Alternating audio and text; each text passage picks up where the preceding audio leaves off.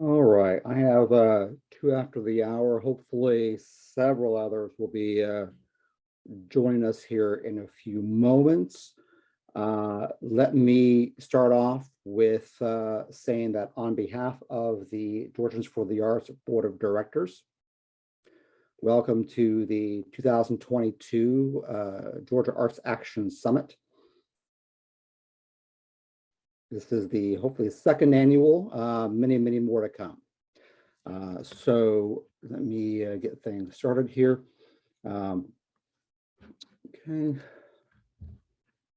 Okay. All right, there we go.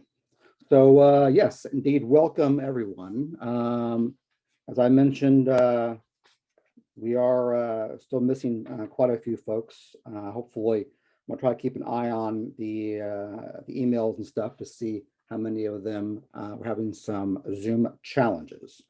To start off with this, let me get all my little windows here moved around so I can actually see the chat and everything else. Come on, there we go. All right.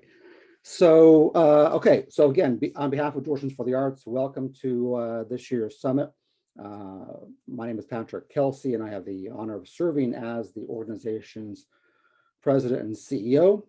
Today, I'll be serving as your host while simultaneously heading up the Zoom's Command Central. So just a few little housekeeping things that the session is being recorded and will be made available for later reviewing on our both YouTube channel as well as our website. And oops, there's everybody else. They're all kind of come in. There we are. All right, here so I can see them. Okay, so so it's being recorded, and then of course, Zoom etiquette. If you don't mind, keep your mics turned off. If you have anything that you want to convey, throw it into the chat or send me a chat, and I'll relay the necessary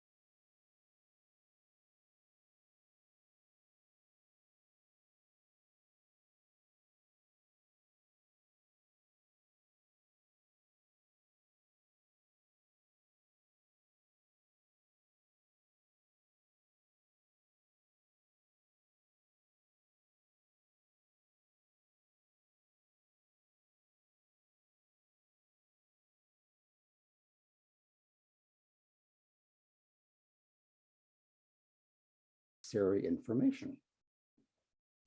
If you're not fully knowledgeable about Georgians for the Arts, and I did see on the roster a lot of new names, Georgians for the Arts is a 501c4 and established in 2019.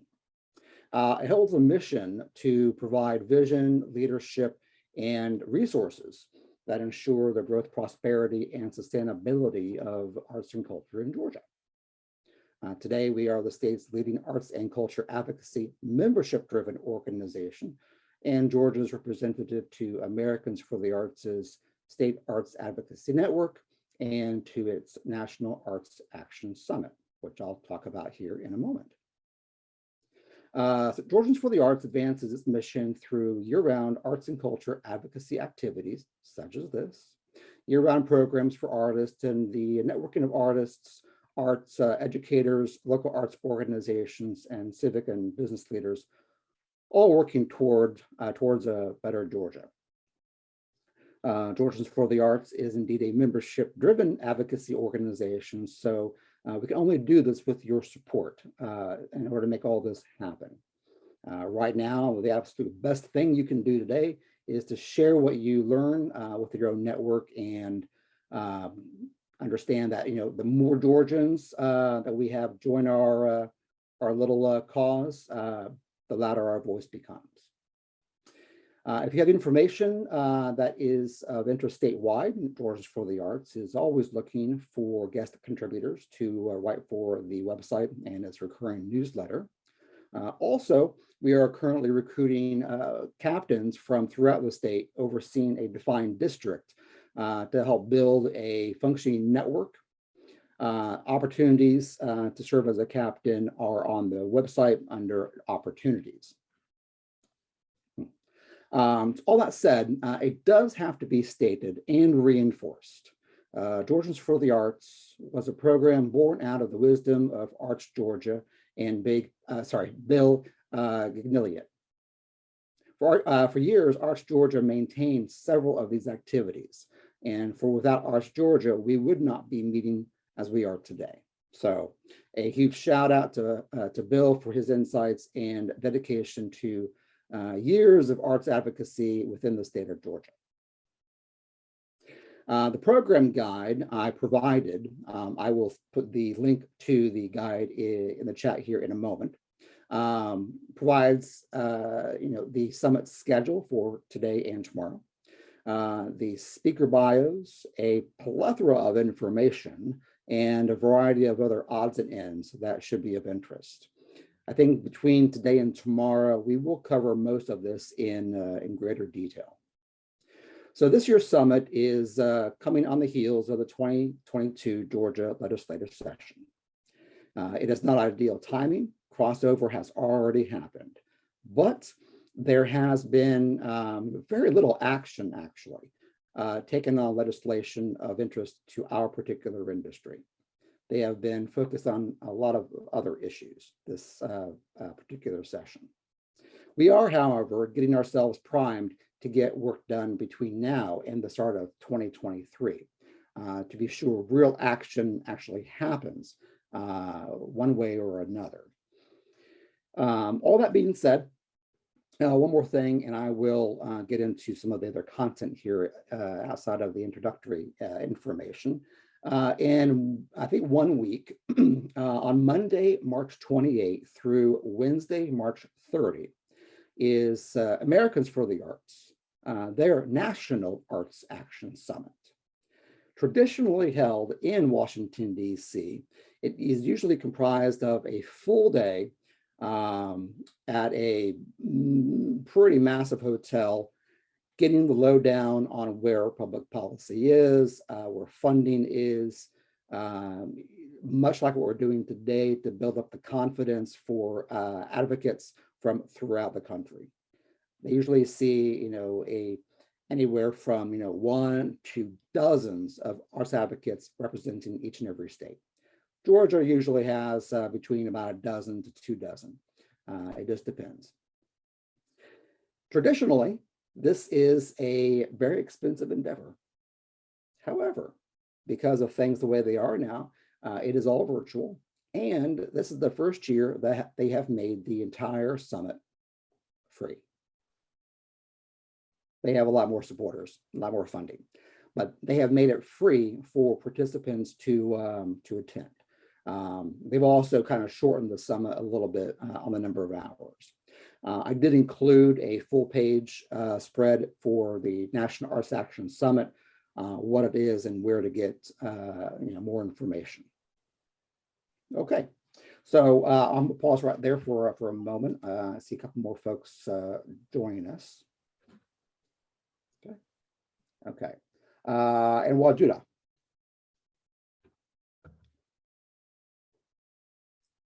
Hello, hi, how are you all on this lovely day? I just thought it would be beneficial to recognize the folks that are on the board of Georgians for the Arts, and there are 3 of us I see here. So Patrick, who is the president, myself, Waduda, with the treasurer, and then Priscilla. So we all are board members of the organization, And it behooves me to say that, the fact that we are a 501c4 is very critical. So most of you are familiar with a 501c3. We are the first arts advocacy state organization to be a 501c4. And so that puts us in a advantageous position to be able to advocate for fundings for the arts. And so I just wanted to mention that. But we are so happy that you have joined us today. And yeah, looking forward to the rest of the session. So if you have any questions around that, yeah, Patrick will Thank be you. here. If I had more hands, I would have properly gotten over to my other screen here at a proper time. So we do have a couple board members that are not with us today due to some family challenges. And then in terms of our board secretary, Abby, she is currently working for the Savannah Music Festival, which begins this coming week. And they are just a bit busy right now. And so they could not do without her today, but they all send their best wishes for you all and for the summits as we come through all this today and tomorrow. Oops, there we are. Here. Okay, all right. All right. Okay. So okay, so I do want to cover kind of just some of the context for, in large part, why we are here. And then I'm going to try to turn this over to Emily out of Douglasville so we can get some inspiration out of Arts Douglasville and start this summit off on the right foot.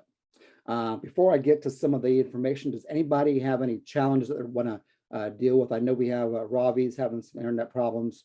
Welcome to the world of bad connectivity. But everybody else is doing okay so far? Okay, all right, moving on. Okay, so not going to repeat a whole lot of what the program guide contains.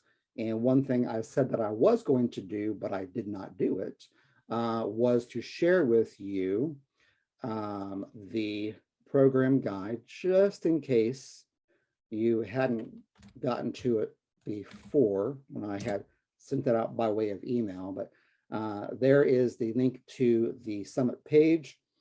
I'll go ahead and say that this is this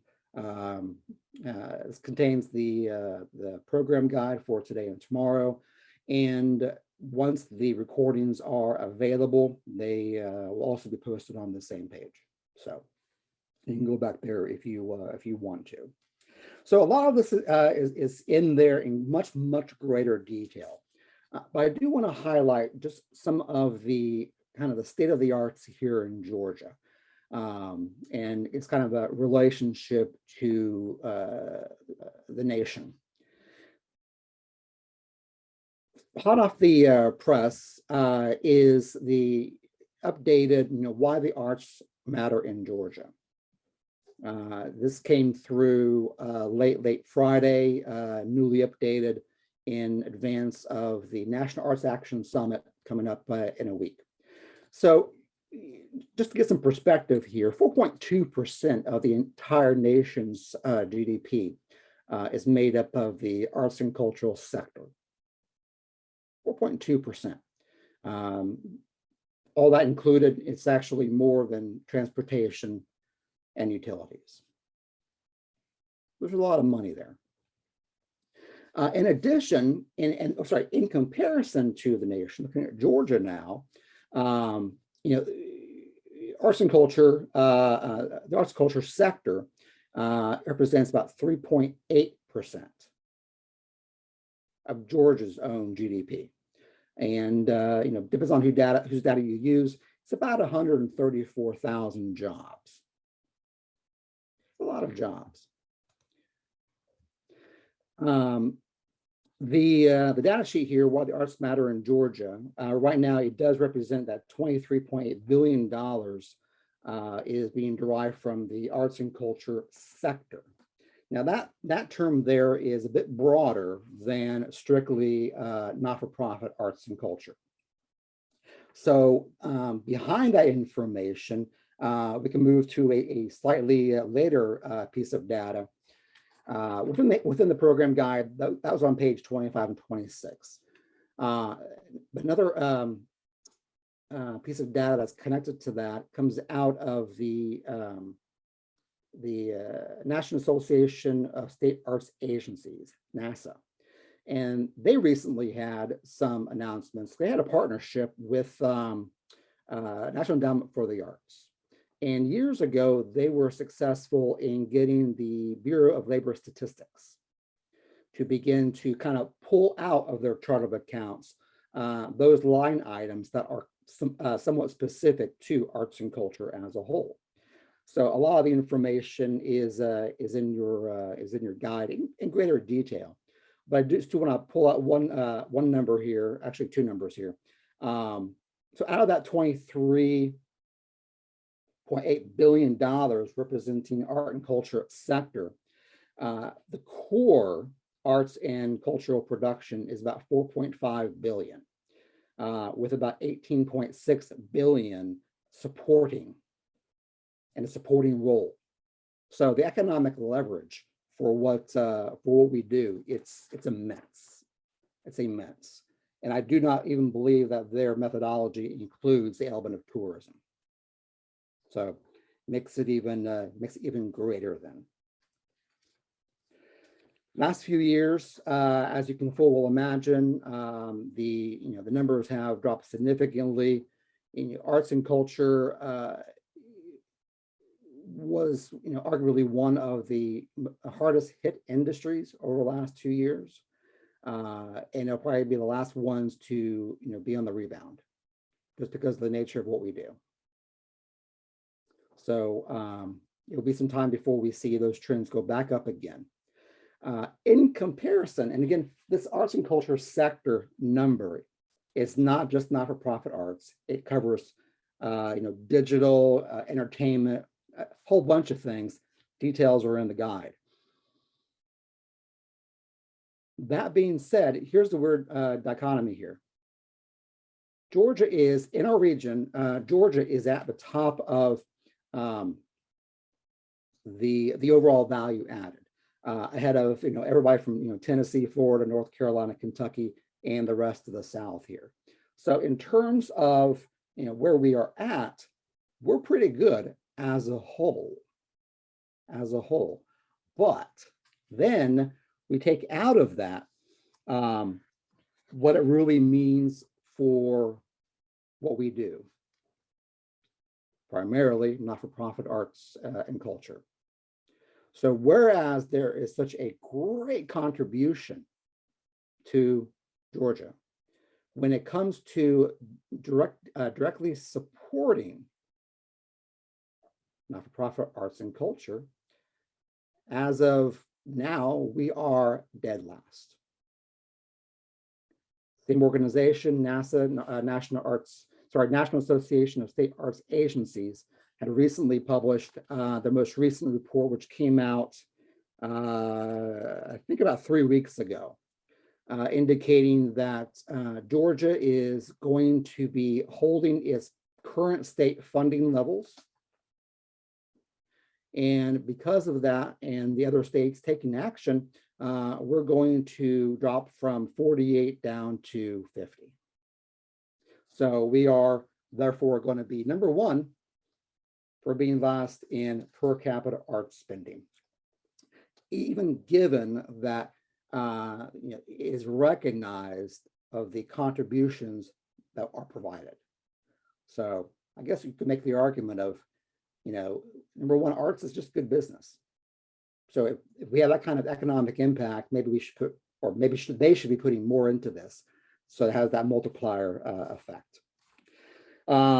The only other things I want to convey is, right now, in the guide, there is a 2017 summary for the creative industries in Georgia.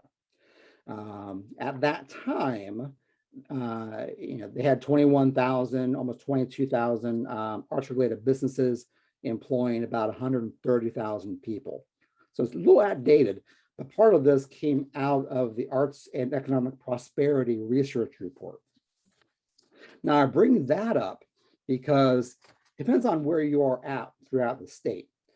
In the next year and a half, Georgians for the Arts, Georgia Council for the Arts, and several other organizations are going to be helping Americans for the Arts with gathering data, both from arts organizations, as well as intercept interviews with audiences. So right now, Americans for the Arts has their Arts and Economic Prosperity study number 5, about to become number 6. So we'll have, I think it's every 5 years, and so we'll have a lot of brand new data coming up. There is more information in the guide. If you are interested in knowing or understanding how the Arts and Economic Prosperity Report works, what's in there, because there's a ton of data, then georgiansforthearts.org /AAP6, or you can just go over to the Advocacy resources, and it's also right there. Okay, I'm done. That was kind of the what I wanted to get through. Like I said, I'm not going to get into the the nitty gritty details behind all this economic information, because that's really not why we're here, even though it's kind of why we're here. But I think you rather hear, and I know I rather hear the various successes that you've all had from throughout the state. So I think for our first journey, we're going to head over to Douglasville.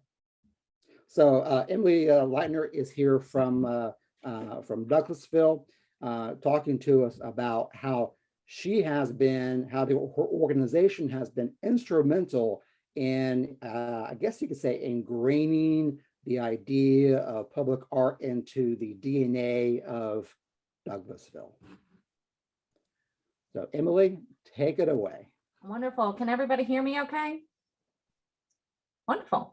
So my name is Emily Lightner. As Patrick mentioned, I'm the executive director for the Cultural Arts Council here in Douglasville and Douglas County. We are in the unique position of being the only arts council in Douglas County, and we are also a nonprofit, which falls to an advantage not being under the government, under city or county or parks and recreation. So we have the ability to do a little bit more and really advocate for our community.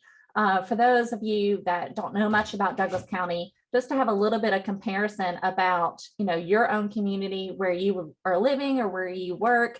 Douglasville is the county seat of Douglas County. It's just 20 miles west of Atlanta, where about 144,000 people reside. So Douglas County is the 18th most populated county in the state, but we are still a bedroom community. The majority of people work outside of Douglas County and then just come home. So we don't have that true live, work, play community, but we are definitely heading in an amazing direction.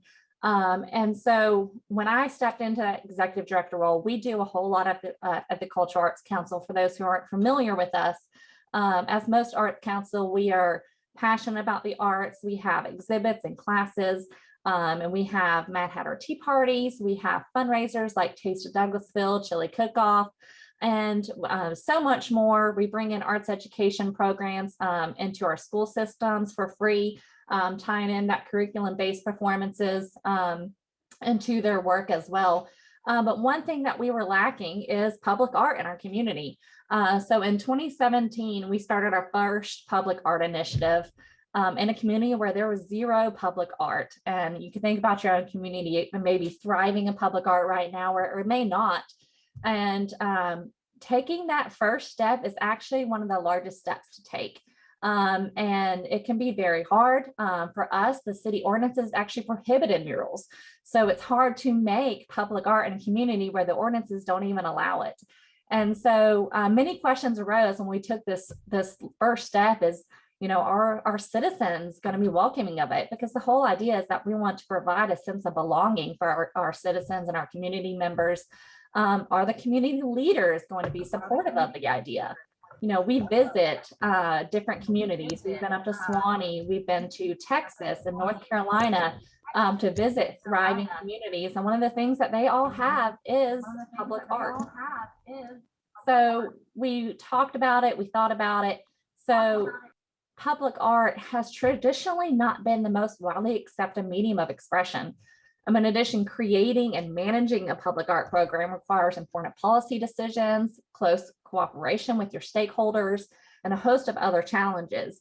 So understanding those legal issues and challenges facing the public art field is a necessity of running or participating in a successful public art program. And then a public art commission and its ordinances vary a great deal from program to program or project to project. And it can be quite challenging, if not impossible, to establish all of these. So when you look at your own community, if it does not have public art currently, you may be a little bit overwhelmed to take that first step, but take it, because it is an amazing journey once you take that first step.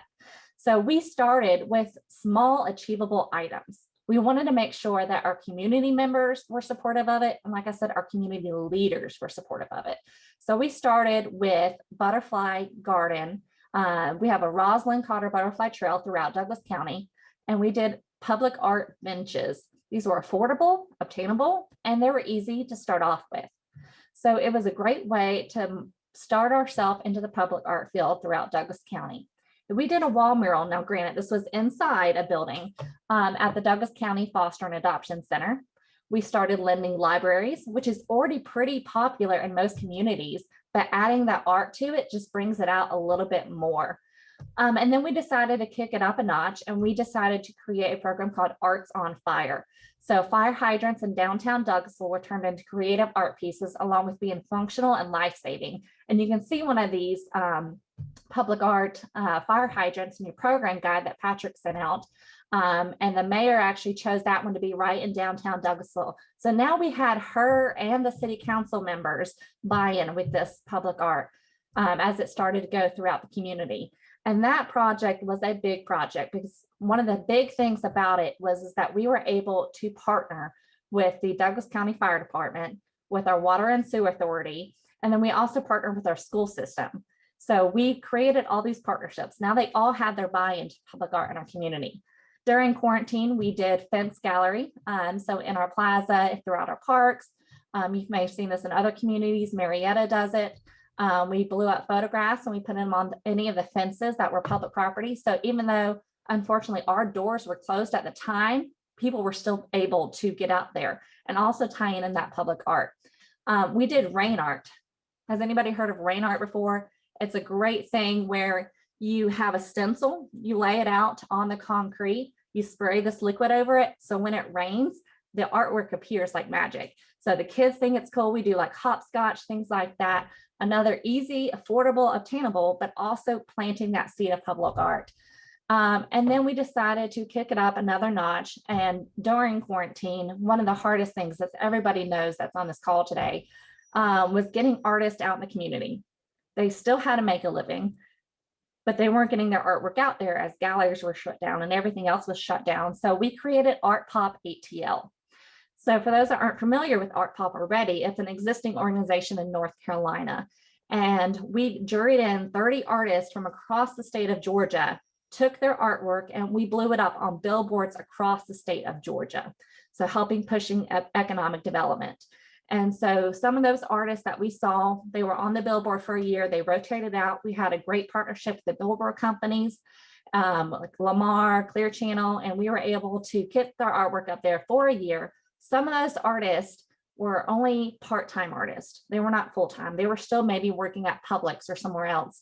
And they were able to quit their job and become an artist full-time because their artwork, their name, their website address, all was plastered on billboards across the state of Georgia. So Douglasville and Douglas County was now being put on the map for public art.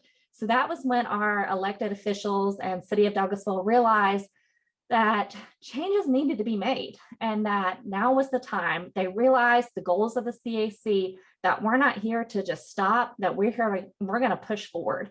And so they realized that they needed to be there to help our mission and goals.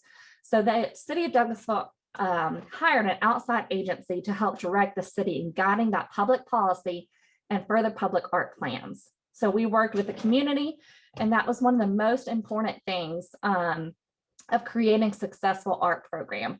And so if you're thinking about doing this for your own community, I strongly encourage you to create a steering committee made up of members, not just community leaders, but citizens of your community. So the city of Douglasville was committed to developing a strong public art program. And this plan was an important first step, creating that foundation of the program to grow upon. So establishing the mission, the goals, along with prioritizing and adopting sound policy helped establish a strong program with guided investments that will resonate with our residents and our visitors. So throughout that planning process, clear themes emerged about Douglasville and what it means to our residents, why its identity in West Georgia and the Atlanta region is important. By using these community-defined values, we were able to set partner organizations like the CAC, or the Cultural Arts Center, helped facilitate a future for the public art that is meaningful, locally inspired, and one that resonates, like I said, with the residents and the visitors. So we, the city of Douglasville, adopted 5 policies, and this seems like a lot, but it's something that we were able to have a structure, a set guideline, and the city felt comfortable including public art into our community now. So those were being the Douglasville Public Art Commission, and I'll come back to that part in a second, public art ordinances, responsibility and authority of the Douglasville Public Art Commission, collection management policy, donation of public art procedures and policy, and a procedure for maintenance, which is sometimes the most important part to elected officials, is how is your public art, whether it be on city property, county property, or personal property, is it going to be maintained? In addition, the city adopted a new guidelines for the murals and public art on private property, because one of the other things that we found that was important is that they wanted to make sure that the city and the county had clear branding when it comes down to public art. So the Public Art Commission was formed, and it's a 7-member body that serves principally as an advisory capacity to the Community Development Department. So the commission's primary goal is to increase the public's awareness to all visual arts, including, but not limited to, exhibition of sculpture, murals, mosaic, photography, and video. And the Public Art Commission is the decision-making body within the Douglasville city government. It's responsible for interpreting and reviewing proposed public art projects based on the criteria identified in those policies and procedures, and making recommendations then to the city council. So this was a huge first step. So for those who don't currently have public art or the ordinances prohibit them, like I said, take that first step because it will lead you on an amazing journey. So the next thing that we started was a project called Love Where You Live. And you'll also see one of these hearts in the program guide that he sent out. And it says New Horizons on it. So we released this at the end of 2020. It was a bold and inventive way for business owners to help the CAC continue to support and promote public art within the community of Douglasville and Douglas County. This project offered an opportunity to be part of an exciting campaign that champions the arts, energizes the community, and promotes a sense of identity, which is very important. We talked about this a little bit earlier, but what is your community known for? What's important about it? You know, is it history? Is it, you know, is it by the sea and you have turtles? Is it in Athens and you have bulldogs? What makes that statement throughout the region? And so similar to the bulldogs in Athens, we created hearts, because one of the projects that we did a while back, a survey that we did, we realized that 90% of Douglas County gives back to a nonprofit organization, thus identifying that Douglas County has heart. And so we decided to run with that and make that our sense of identity. So we created the Love Where You Live project. So we started with 14 hearts placed throughout the community. I wrote a grant to be able to cover the expense of these. And so we have these now, and each one was commissioned by artists. And so, for example, the one in New Horizons is at Jesse Davis Park. So each one tags along with that location. And we are going to come back and reevaluate with our leaders, our locations, our artists, and see how things are going. And we are excited to announce that we'll be doing phase 2 of this project because we've had so many community members, leaders, organizations, subdivisions say, hey, I now want a heart in my community, because it was such an overwhelming positive response. And then with that, other projects have emerged from different organizations tagging off of that love where you live theme. So for example, we have a new anti-littering campaign coming up at the end of April, and the city is now adapting that to love where you live. We want to keep it clean. And so now that is emerging, and we have that sense of belonging, we have that identity, and public art can do that for your community. You just have to take that first step. And we're very excited now. We'll be releasing our first interactive mural by the end of April. So this is a huge step for Douglasville and Douglas County, from going from no public art now to have a thriving public art community and heading in an amazing direction. So as all of us arts advocates know on this call today, we see how the arts make an impact on our community. You know, with cities with high concentration of the arts have higher civic engagement, more social cohesion, higher education scores, lower crime, poverty rates, gives us that sense of belonging and so much more. We all know this, and everyone on this call, but the hardest question, and Patrick identified this in his letter and the guide today, was how do we preach it to those non-arts advocates, those non-artists? What is that connection and how do we tie it to them? Economic development is a huge thing that I preach to our community leaders, what it can do for a community, how it drives the community.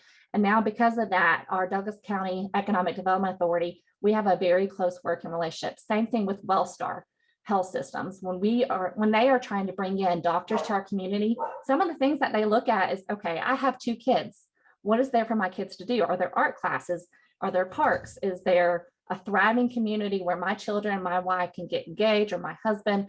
And so we help them. We help bring in these organizations like Stitch Fix, and they are starting to realize that difference. So we comprehend it, and question, how do other people not even realize this yet? We have to find that connection of what drives them and connect that to the arts. And one of the questions I ask when I speak with any organization is I say, what is art? Simple question, what is art? So some people say photography, paintings, sculptures, and then they kind of pause. And they leave out so much. And so I'm like, what about the clothes we're wearing in? Someone sketched that out first. What about the building we're in? The CAC is housed in a 1901 building.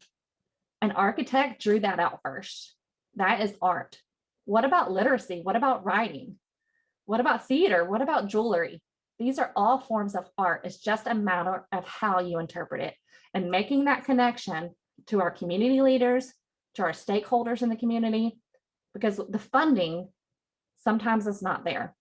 And especially in communities, and looking at number 50 now for the state of Georgia, we have to advocate this, and we have to push why the arts are important. We know this, but how do we make that connection to others, that why we need it? Because all these things are important. We can see the difference in Douglasville and Douglas County already, and we are just getting started. So when we are talking to our legislators, or we're talking about these bills, like Patrick sent out about the HB 821, talk to them, because that right there will give the Georgia taxpayer the option to contribute part of your state tax refund to support Georgia Council of the Arts and help support year-round. And it's completely voluntary, so people cannot do it. But why would you not add that as an option? Clearly an option, not voluntary. So it's important to advocate for your community, for the arts, and talk to your elected officials, state and local, because local talks to state. So we have to make sure that they know what's going on and how it makes a difference, and that how the creative industries represent billions and billions of dollars for the arts. Public art lives at the intersection between our past, our present, and our future. And it also has the power to transform a city, because public spaces gain social, economic, and cultural value through public art. It's not just an art form, but rather a form of collective community expression. So public art enhances community values, enhances the public realm, transforms experience and heightens awareness of self and others. And public art is for everyone. Why not? So that is what I have today. I'm so excited to be able to share a little bit about Douglasville and Douglas County and all the things that we're doing. And if you ever have questions, please don't hesitate to reach out to me. I'm happy to talk with you. And I encourage you to take that first step if you haven't already. So thank you, everybody. Awesome. Thank you. I think it was back in, what was that? Oh, it was back in October when the first discussions about the Arts and Economic Prosperity Report came about, is when I reached out to Emily, and we had what would normally been a very brief conversation, but it was a lot longer than I think we both planned. And that's when I realized that she was just has a ton of information about this stuff. And I've never been to Douglasville. Guess where I have to go this summer? So I gotta go see what's going on up there. One side note before we move on to music, it's not been distributed yet, but on a website, Emily was great enough to write a lengthy article with a lot of the images about the project she just talked about. So if you want more, there's more, and that will be distributed, a bit later after the summit is over with. Okay, so moving from public art, let's talk about music. Music's been kind of active in the legislative session this year, and then some. So Mala Sharma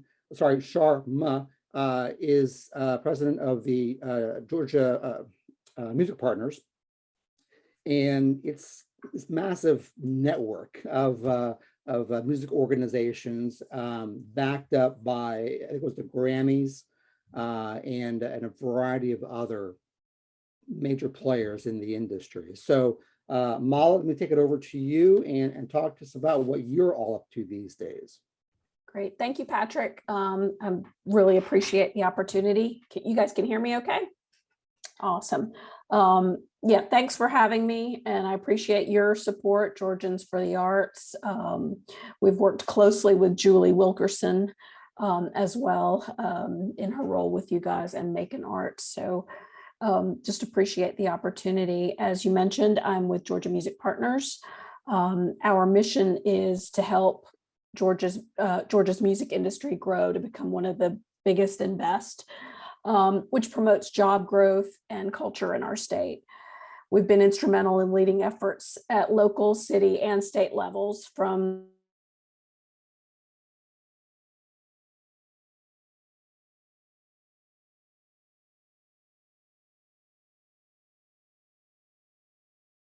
and proactively with city, county, state leaders to advance policy and legislative initiatives that protect, grow, and market opportunities for the roughly 70,000 music industry professionals around the state.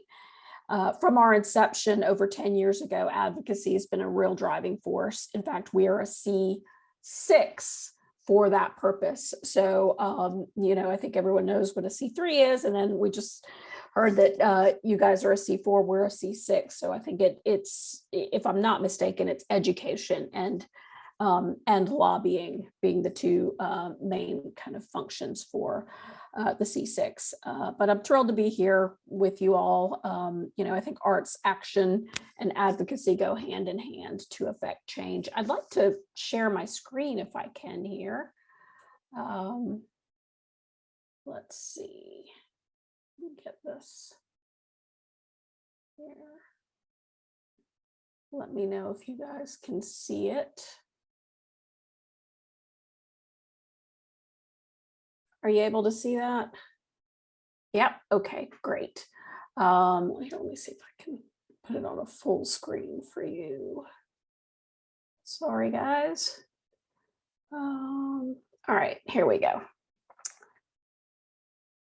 So yeah, Georgia has, this is a piece of artwork that we did. One of our challenges has been, although we advocate, for our current industry to show where we came from and the history, the legacy, the breadth and depth that is Georgia music, that has been Georgia music, for a long time. So we actually worked in partnership with an Atlanta-based artist by the name of Our Land to put this together, this image that really kind of shows a lot of that, just it shows that, we've from all over the state, we've had artists in every genre, and we want to build, our mission is to build from this more opportunity for our talent that's coming out of here. Let's see here. So in order to do that, as Patrick shared in our program, the arts data and numbers, we had to first really teach our industry, while music is what we do, it's also, we need to know the number, we need to quantify it, and we need to be able to share that with local, city, and state leaders. So we embarked in 2011 on the state's first economic impact study for music. And at that time, we found that there was a $3.7 billion economic impact. We have not been able to update those numbers yet, had planned to right before COVID hit. So we're kind of waiting, waiting for some of that to level off, and then we'll conduct another one. But there are 45 post-secondary music and music business programs around the state. Numerous, I think there's over 10,000 music businesses, 90,000 songwriters. So we've got a considerable base all around the state, from Leesville, Georgia, population 3,000, to Stone Mountain, but literally and everywhere in between. But our current objectives are workforce readiness. We work in partnership with a global consulting business called Sound Diplomacy, in order to do feasibility studies, strategic planning, and really find ways to work with local governments on policy initiatives as well. Similar to what Emily was saying, if there's local policies that make it harder for, say, recording studios to operate within city limits, or music festivals, we work with them on those. We recently completed a study with Fulton County. We are currently working with DeKalb Entertainment Commission on a 5-year strategic plan. And happy to report that Macon Arts and Julie Wilkerson have engaged us in a study, to begin a study with Macon as well, and their music community. We're also working to develop music-friendly communities around the state, and working with local economic developments, offices, Convention Visitors Bureau, and Arts Council to help find ways that we can bridge that gap, whether it's through educational programming, business opportunities, helping them develop local directories, that sort of thing. But again, primary focus for us has been music advocacy. As Patrick said, we've got quite a number of bills. We've been pretty active. I'm going to skip through some of these here and get to the bills that we're working on. So we have a number of bills that we are working on or with this session, as well as a number that we weren't so keen on, but luckily for us, they did not, those didn't make it across. So as Patrick mentioned, we are mid session here. Tomorrow will be day 32 of a 40-day session. For those of you who don't know, Georgia legislature is a part-time body, and so they convene for 40 days. So we've got roughly 8 more session days to try to get some of these bills through to the finish line. So HB 508 is the Truth in Music Advertising and True Origins of Good of Goods Act, and it's essentially two bills that we have kind of combined that already exist in between 10 and 30, just depending on which portion of that bill states, but they are creator and consumer protective bills. So the truth in music advertising portion of that bill is designed to protect legacy artists who are often impersonated, and through kind of vague billing practices, it would say, for example, an artist like Mary Wilson of the Supremes, who supported this and was firmly a big advocate before she passed, that instead of saying the Supremes tribute band, it would say the Supremes, but perhaps misspell the name, and kind of, building on someone else's brand, someone's hard work and equity. The other portion of that is the True Origins of Good Act, which is it essentially just clarifies that any streaming service that operates within Georgia must include a physical address of their location. And this is really essentially to keep music piracy at bay. We're also supporting HB 1053, which is a post-production tax credit extension. It's already in place. It was just sunsetting this year. So they would like an extension for another 5 years, and it's that simple. But because music is a big part of post-production for film and television, sound design and scoring, we do support that effort as well. HB 1516, as many of you know, the Georgia Music Hall of Fame, the physical location that was in Macon many years ago, closed. And all of that, the memorabilia and artifacts, have been sitting in special collection storage in the UGA library. So there is an effort by the Classic Center in Athens to be able to use some of that memorabilia in their expansion. They're building an arena there, and so they wanted to house that and display it and bring it out of storage. Another bill is a Senate Resolution 450, and that is a resolution for Joint Music Heritage Study Committee, in which we will be going around the state with House members and Senate members to show them music's impact in various cities, large and small, all around the state. There are wonderful things happening in Columbus, in Macon, in Valdosta, in Albany, around music. And this is a part of, opening their eyes on the fact that there are studios or theaters and programs in schools that create tomorrow's music industry leaders. So we look forward to that as well. And then the bill that we are most excited about and most challenged with, but has the biggest, the biggest potential impact to our industry as a whole, is HB 1330, the Georgia Music and Theater Jobs Recovery Act.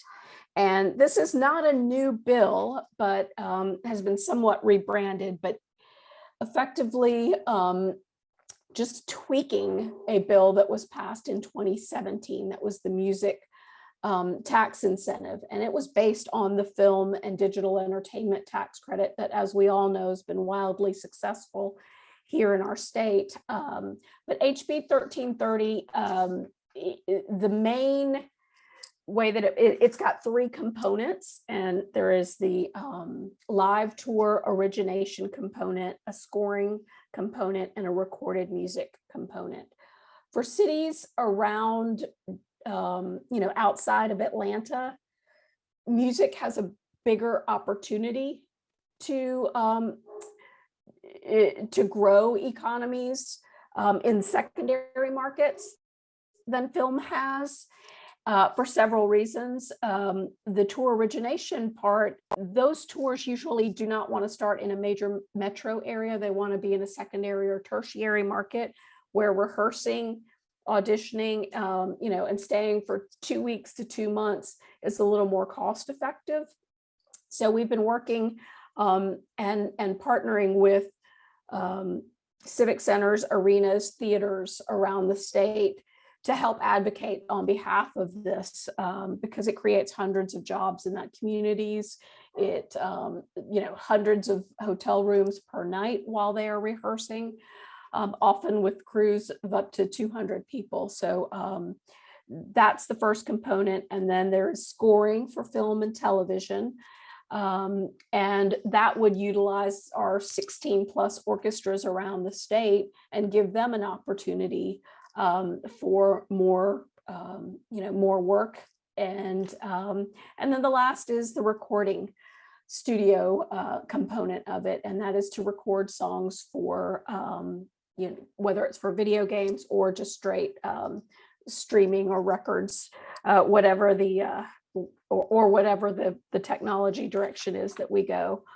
But the credit would, these changes would bring the music credit in line with and parity what's already been successful with film and TV. And we've projected that these proposed incentives would retain or create over 10,000 new jobs and about $9 million of net revenues for the state, and spur about $2.2 billion of economic activity in Georgia. We do have support from all around the state, from the Georgia Association of Convention and Visitors Bureau, the Hospitality Association, Georgians for the Arts, as well as Recording Academy, the Recording Industry Association of America, Guild of Music Supervisors, just Audio Engineering Society, a broad base support, and as well as local music industries, businesses around the state. And here are just some of the supporters we have. Broadway League was one that I forgot as well. So we're just asking, for everyone's support on HB 1330. Patrick has been incredible, but would love to be able to reach more of the legislators at the local level around the state. And I think that that is one of the reasons we have been able to be successful, is we've been really strategic, where it is, this session, it seems on both sides of the aisle, most politicians are really focused on the upcoming primaries that they have. Incumbents that have been in place for a long time are being primaried on both sides, and and really don't want to rock the boat. And one of our key messages is, look, music, the arts, culture is not, it's bipartisan. Everybody loves it. It's not anything that's going to upset the apple cart. There is an opportunity here. And the other thing that we like to say is that the reason the state is a #1 place for doing business is the strength of our arts and entertainment culture here in the state. And for it to remain #1, we can't not fund and support it, because music, our numbers have actually been declining, and we are our talent is being drained and pulled away to other locations with more robust ecosystems. So that's been one of our main concerns here. I'm trying to think if I've got any other notes, but that is it. We've got I will post, but if anyone's got any questions, feel free to reach out to me, and check out georgiamusicpartners.org. We are hosting an Atlanta Music Business Summit this week on Tuesday, and everyone here is invited. I'm happy to send the link. It's virtual and in person. And I will leave it there. Thank you very much. Thank you. Again, a lot of information, and one of the things I didn't hear it,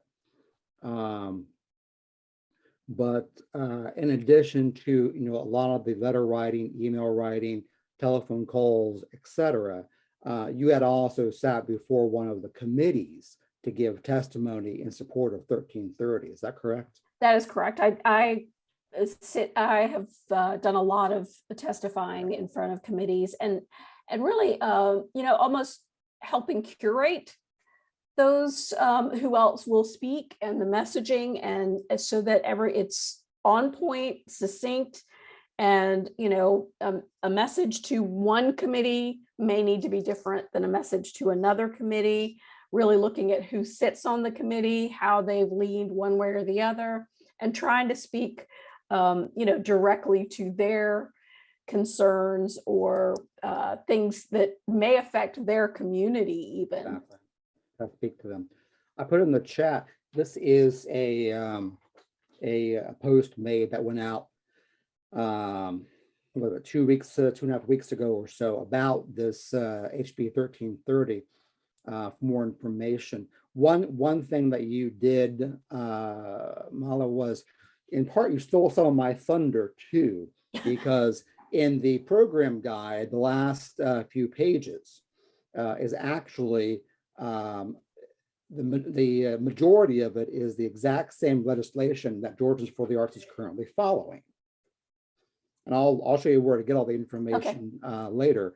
But a lot of those bills, with the exception of 1516, I deleted it by accident, so I just re-added that one. But you'll find all of the legislation that has been proposed, is in discussions, and along the route somewhere that you can take a look at. So, Thank you. moving on. Let's get away from music for a moment and let's head over to humanities. So I think it was back in September, October, when it was the nationally recognized Arts and Humanities Month, when I first came into contact with Laura and Georgia Humanities. And I think I've been here for 10 years, almost 11 years, I guess. And it was the first time that I had seen a proclamation from a governor recognizing October as the Arts and Humanities Month, let alone down here in the Savannah area for both the county and city. So it was a nice acknowledgement to know that, hey, we exist. So that was a good thing. So Laura, let me turn it over to you and talk to us about Georgia Humanities. Hi, good afternoon. Good to be with you all today. Thanks for the opportunity, and it's good to learn about all the things that are going on in these wonderful sectors of our cultural community. So Georgia Humanities is a 50-year-old nonprofit. We are a 501c3. We are often thought of as a sister entity to Georgia Council for the Arts, and we are, but through a long story that I will spare you, all the state arts councils are state agencies, and basically none of the state humanities councils are state agencies. So we have some differences in structure that come through that context. A Georgia Humanities mission is to connect people and communities, to encourage understanding and inspire hope. And we have grants, we have programs like the New Georgia Encyclopedia and National History Day.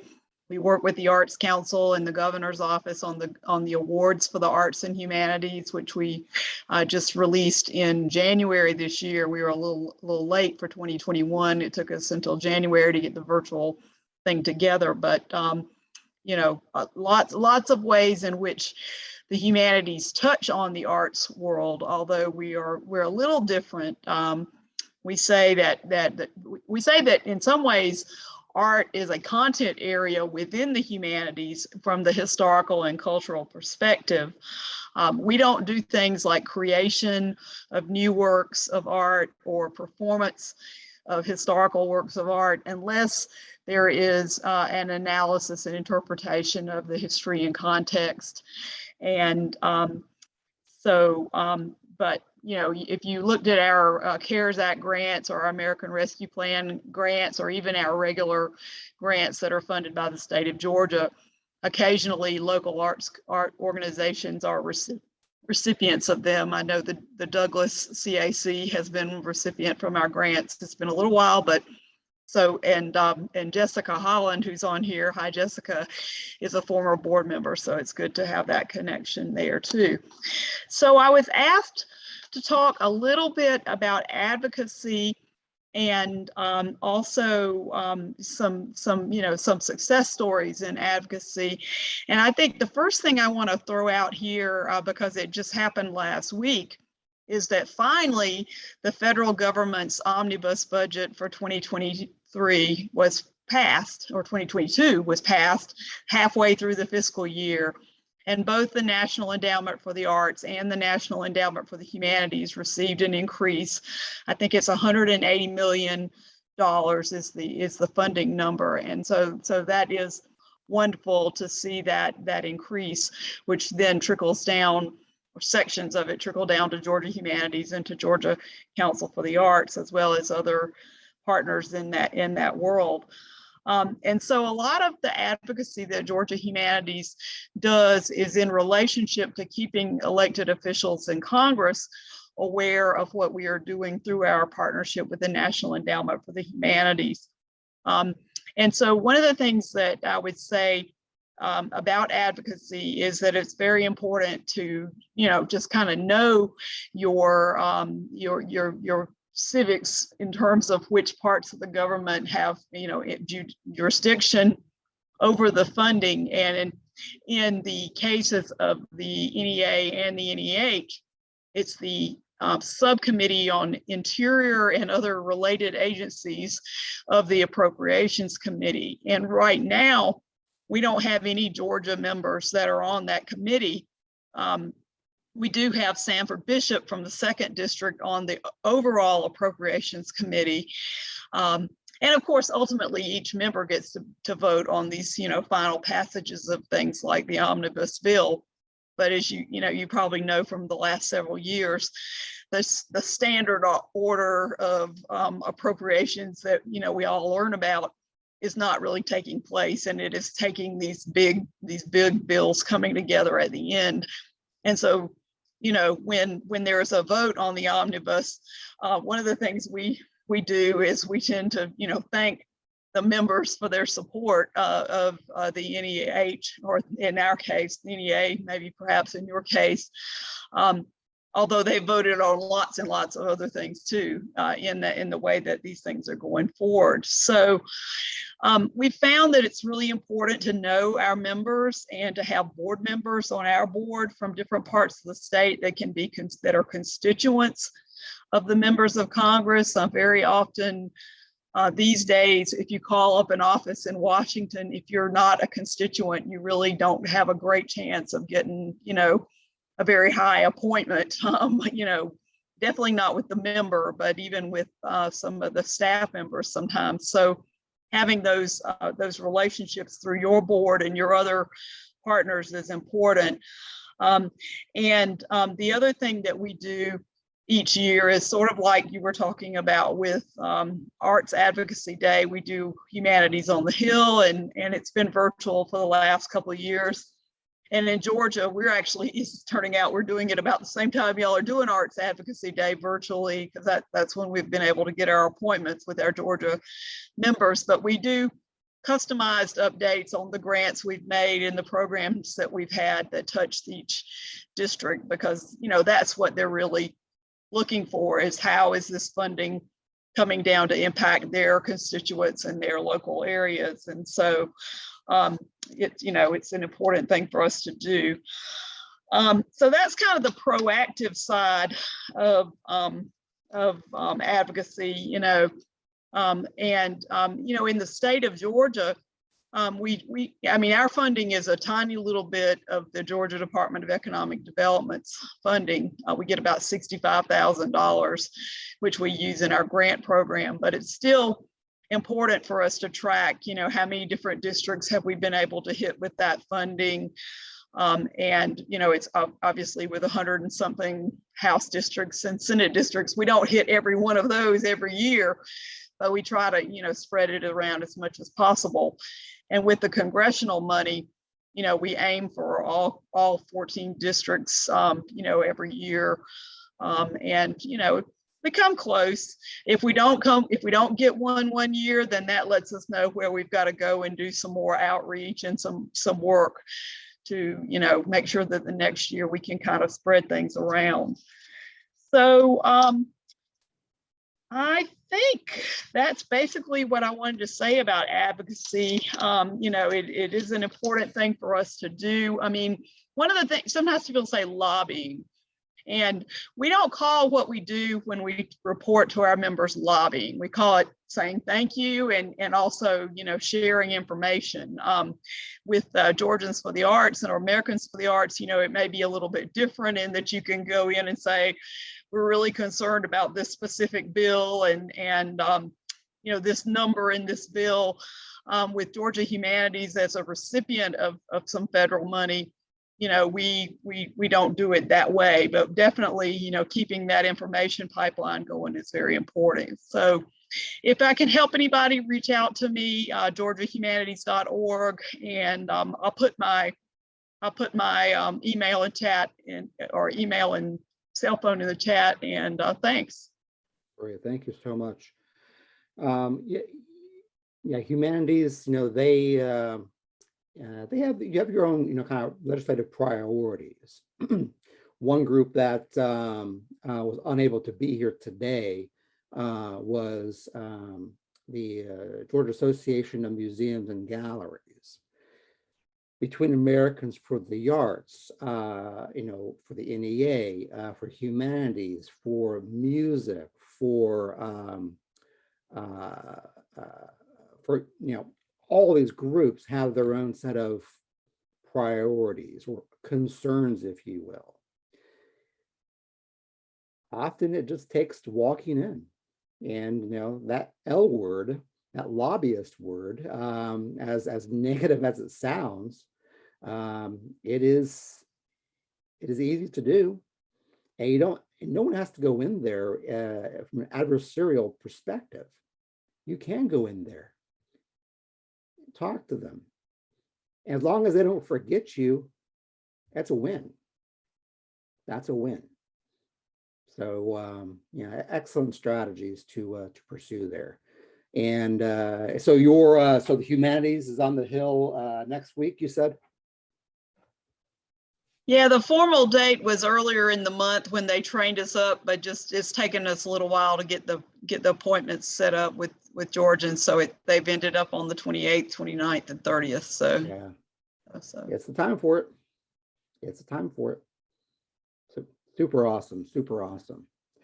All right, let's come back to some more of this public art. I want to hear more about public art and more specifically what you know, local artists can do in order to gently persuade candidates for public office to think about certain things and always to stay at the forefront. So from my backyard almost, we have Rob Hessler in from Bigger Pie here to talk to us about his approach to questioning candidates for office.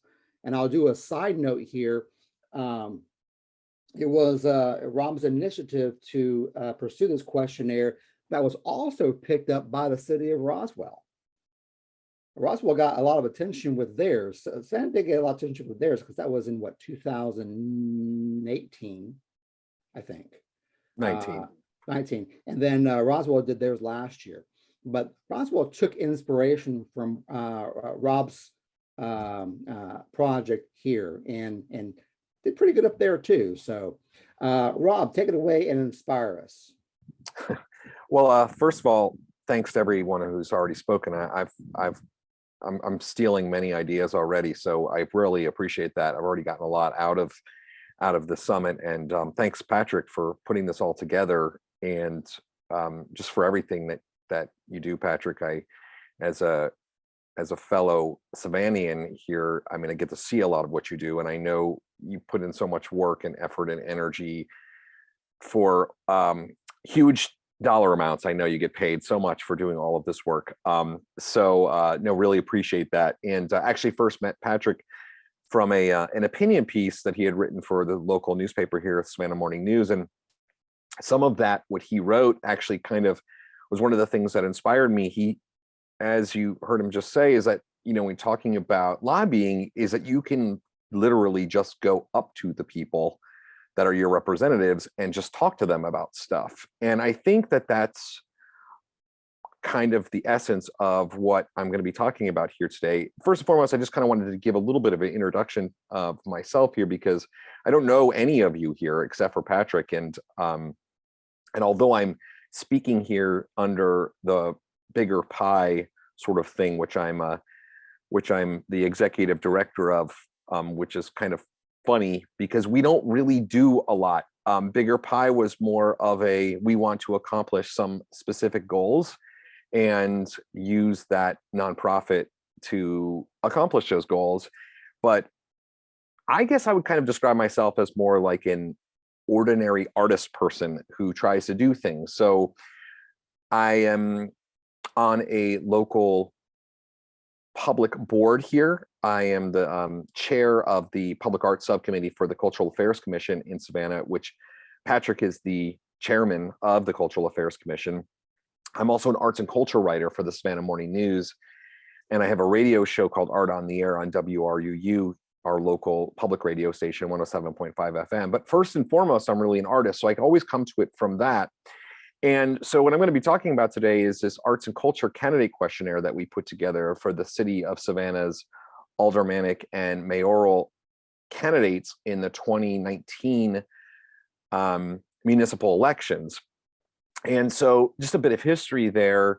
And this is kind of how I first met Patrick, because I mentioned those columns, or the editorial piece that he wrote for the Savannah Morning News back in late 2016. The then Savannah City Council, with the direction of City Manager Rob Hernandez, proposed cuts to arts and culture as part of their 2017 budget. And that brought out a ton of protesters. A lot of people came to City Hall with their figurative torches and pitchforks and were very upset. The entire City Council hall was full, and the room outside of the City Hall meeting, the City Hall chamber, was completely filled with people who were protesting the budget cuts. And that kind of was an eye-opener, I think, for some people, that although Savannah is very much an arts community, there are 3 colleges which have robust art programs, and there are many, many working artists and galleries and such. People hadn't really considered art people and what they think and how they feel when it comes to doing things in this city, in terms of, you know, spending money and organizing the way that things are done in town. Now, we have a big historic district and we have all of those kind of things, but in terms of, you know, public art, whether that be, you know, street performances, murals, all those kinds of things, it wasn't really as much of a consideration. So when it came time to start thinking about the 2019 elections, we really wanted to ensure that those who were elected wouldn't try to pull a similar stunt of cutting the budget. And also to have a bit of a voice. So we gathered together a group partnering with another local arts organization. And then we also reached out to a man named Christopher Monroe, who is actually now the chair of our Historic Site and Monument Commission here, which is the Public Arts Approval Board in Savannah. And he was also the previous Sunday arts columnist for the Savannah Morning News. And actually, he was the previous chair of the Public Arts Subcommittee that I'm a part of, that I'm on now. And we also brought in Mr. Peter Roberts, who's the gallery director at Location Gallery, who's, you know, many of you probably don't know what Location Gallery is, but he's sort of known as a kind of a master at marketing his gallery. And he particularly specializes in putting on local art shows that are group shows. So he engages with tons and tons and tons of artists. So he kind of has a pulse a bit on the visual arts community in a way that not many people in Savannah have. So the group of us got together and we kind of got together to discuss what we wanted to try to accomplish. And we had sort of three main ideas. We wanted to ensure that art was part of the political dialogue, first and foremost. You know, we wanted it to be in the same discussion points as things like crime and affordable housing and things like that. We wanted art to be on the lips of those who were running for office. We wanted to ensure funding. Again, we wanted to make sure that not only was funding not cut, but that hopefully that there were funding increases commensurate with inflation and maybe even beyond that. And then finally, we wanted to get the candidates on record because we wanted to be able to hold them accountable coming down the line when we asked for things, because we thought that that was important. So we ultimately had several meetings and we ended up working from information that we had gathered from Americans for the Arts to craft the questions. And then Peter, because of his marketing expertise, he kind of dumbed them down so that way that non-art people could understand what we had written, which included a lot of kind of jargon that we all take for granted because we're art people. So that way that anybody could kind of understand it. And I mean, I guess dumbing down sounds kind of mean, but I mean, like, not everybody knows, and I think somebody else here said this, you know, not everybody here knows, not everybody that's in a political office, particularly in these municipal elections where these people aren't art people, they don't necessarily know what we're talking about. We can't just throw out a lot of buzzwords. So he kind of helped streamline things a lot. And we put together really broad, open-ended questions. We wanted, that was deliberate, so that way we would kind of allow a certain level of interpretation by the candidates so that they could just kind of go off on whatever they sort of felt about the questions. And then we backed it with research. So we were really, really fortunate because the city of Savannah had actually done a study on the economic impact of the arts on the region, and it was literally posted on their website.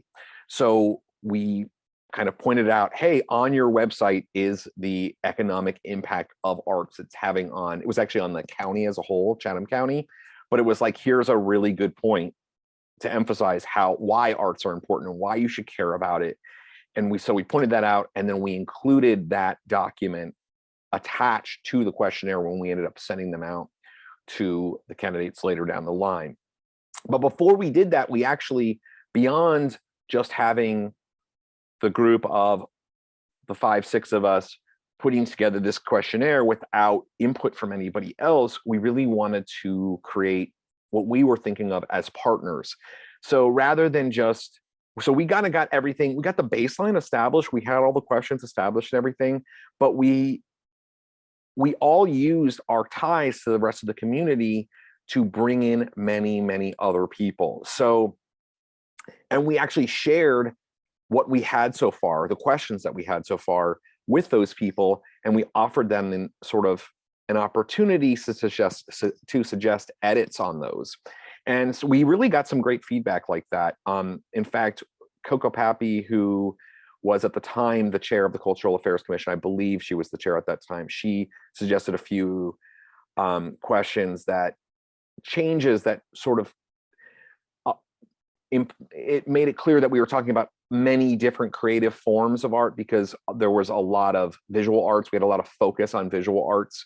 One of the other people that was working on it was really in the theater realm. So that person also helped so make sure we weren't just focused on visual arts. And then in June of 2019, we also put on an event called Art Barbecue. And we had these little surveys that we put out where we asked artists, what do you want from your elected officials? And so we got actual feedback from, you know, artists who were kind of telling us, and we kind of used that to sort of bolster what we were putting together.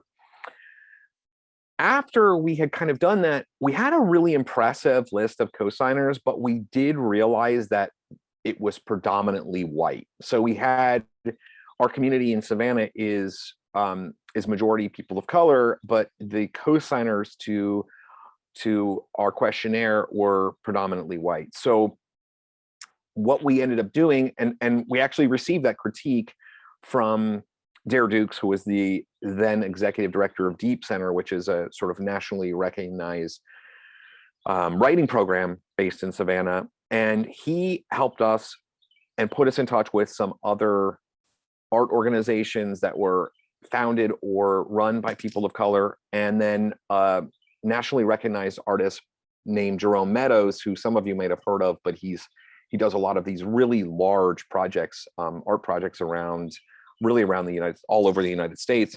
He ended up suggesting many other people. And what was great is because he put his word in, and because Dare Dukes put his word in, we ended up getting a lot more people signed on because of their cachet as well. So we weren't just relying on, well, how, what do people feel about us? But we had all these other people that we ultimately got signed on that gave it a lot more strength. So when it was time to get the candidates to participate, first of all, we personally knew a few of the candidates. So that was really great. We could actually just like say, hey, will you do this? And they were willing to answer our questionnaire. Once we got a few, that also helped, because then it wasn't like we're just some, fly by night, who knows who these people are kind of thing. We actually had a few people answer. And then of course their opponents didn't want to let them be the only one to answer. So they started answering as well. And then we had a little bit of publicity, I guess you might say. I ended up being able to write an editorial for Connect Savannah, which is a weekly newspaper that we have here. And then Molly Hayden, who had become the primary arts and culture writer after Chris Monroe left, ended up covering it for the Savannah Morning News. And a lot of these elected officials, people, especially the incumbents, were big readers of those. And so they ended up seeing this, and that kind of convinced more people to kind of sign on. Ultimately, we ended up getting 17 of the 19 candidates who were running for either alderman or mayor to respond. The two that did not respond were pretty much non-factors in the election anyway. So we got really everybody. In fact, when the elections were ultimately held, everybody that has been elected now, everybody that is now sitting on city council did complete the arts and culture candidate questionnaire. So we have the results on record. And when we released the results, we actually made sure that we did so a week before early voting started. So that way anybody who was in the community who wanted to know the arts and culture stands of the various candidates could get a hold of that. And we used our networks of arts and culture people that we knew and individuals. And what was great is that the people who had co-signed on it, they also pushed it out. So a lot of people were able to see it, because it wasn't just our project, it was the entire community's project. We got everybody involved, and it wasn't important that it was like, oh, Rob Hessler or Christopher Monroe or Peter Roberts or others. It wasn't important that it was our name on the top. It was the Savannah art community. All of these people came together. And what was really awesome about it too, and this is sort of an unexpected benefit, is that we got really thoughtful answers that for me at least, we didn't just learn about the positions of the candidates, but we also learned about how arts impacted them on a personal level. And it kind of created this like human connection, I felt like.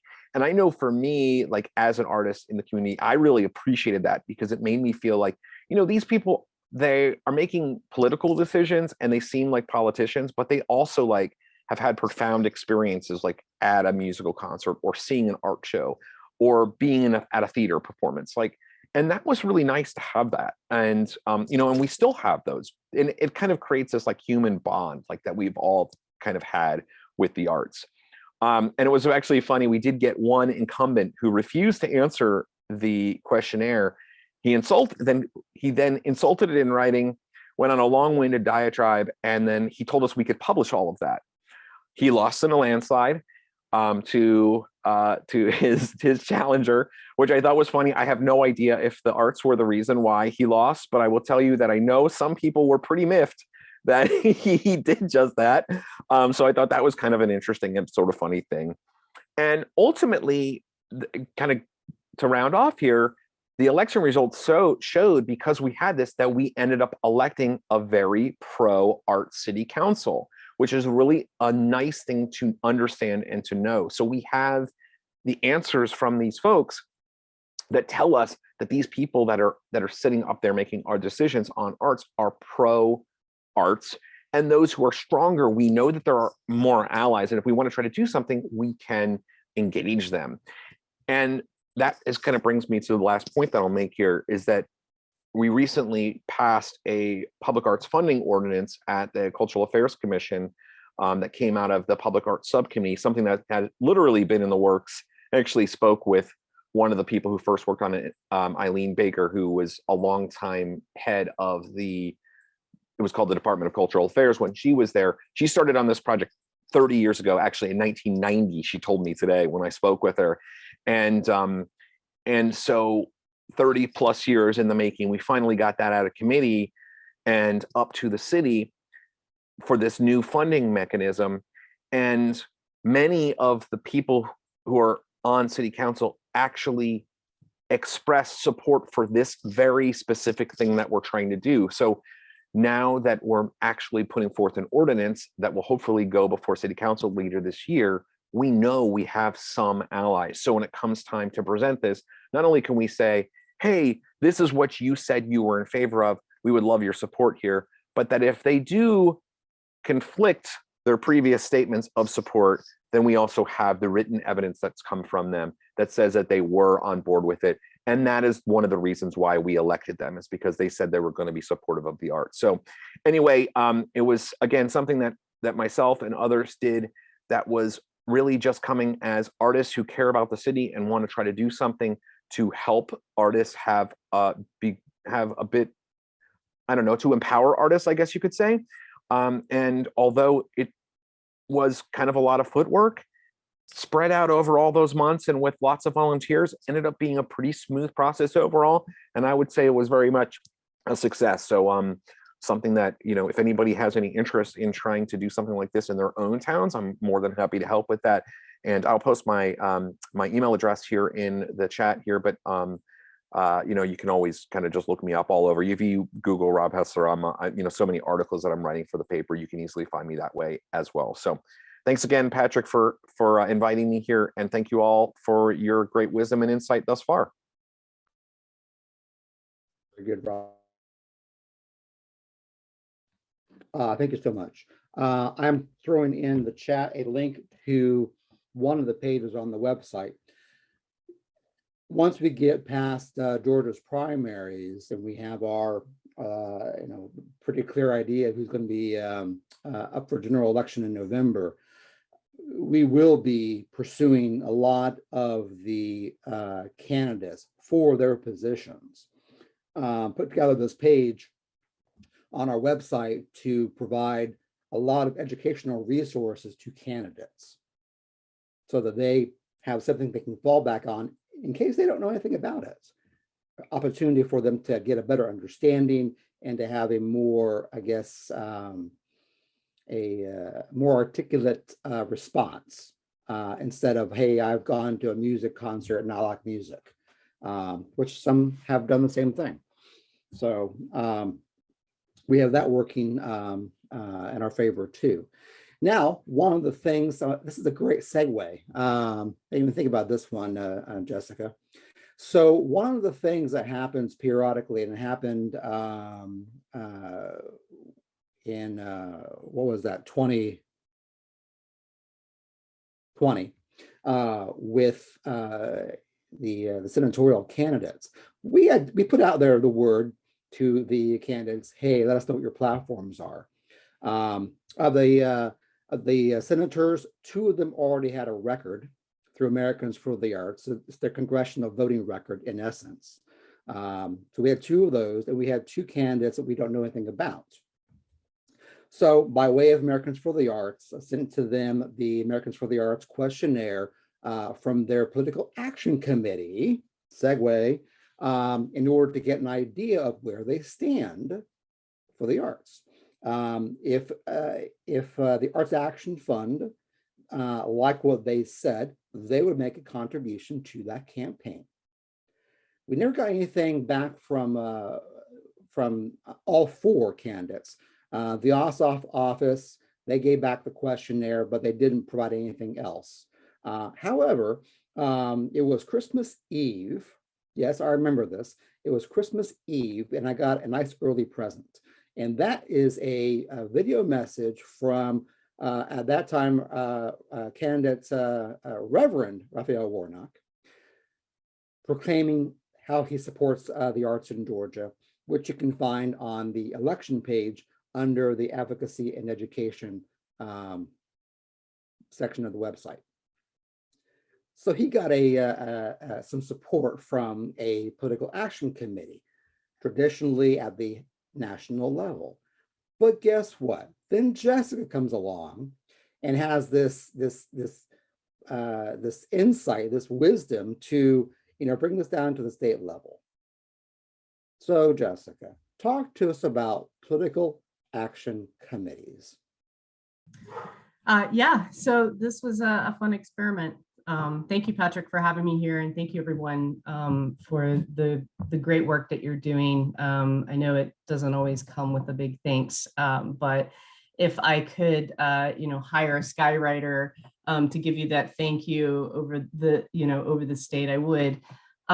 So for those of you, before I jump into what Artworks ATL is, I'll just give you just a quick background. I ran a nonprofit 501c3 organization for over 10 years. Our focus was specifically for workforce and professional development for artists. So they were the center of our mission. Upon leaving that position and that organization, I started doing some consulting work. So some of the consulting I'm doing now is with other arts organizations, but I'm also working on a project with Fulton County to reassess their public art selection process to look at equity and other potential barriers to artists applying for commissioned work through Fulton County. I'm a graduate student. I am working towards my MPA in planning and economic development. So for those of you who touched on the economic development piece of what the arts can contribute to community, it just makes my heart so happy. And then tomorrow I'm going to be actually starting a new position. I'll announce that later, but I'll be working for a regional arts service organization. And yeah, so I also do some teaching. I continue to work with artists and teach business planning for artists, again, working with Fulton County, but I will start later in the spring working with the Georgia Hispanic Chamber of Commerce, working through their Creare program for teaching artists who are Latino and Hispanic business development. So that brings me to Artworks ATL, which was just a little bit of an experiment. The other founders and I and committee members, and Priscilla's here and Waduda, and they were part of some advisory committee work, but really what we were looking at is how to influence politics at the local level. And so I, through a recommendation of another friend, found an attorney who could help us file all the paperwork and stay legit as a political action committee. And so, that particular person helped us with our disclosure statements and so forth that you have to do as a political action committee. We have to disclose our donors, of course, if they donate over $100. So really, a big part of it was similar to some of the work that Rob did, which was, sending out a questionnaire and then looking at, what feedback we got from, politicians, really specifically around the Atlanta City Council and the Atlanta mayoral race. And so I'm going to share the screen real quick and I'll kind of show you here some of the stuff that we did. Let's see. So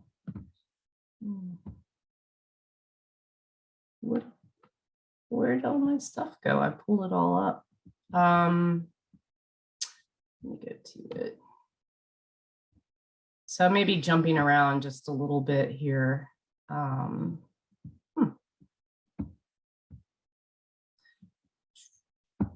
we go.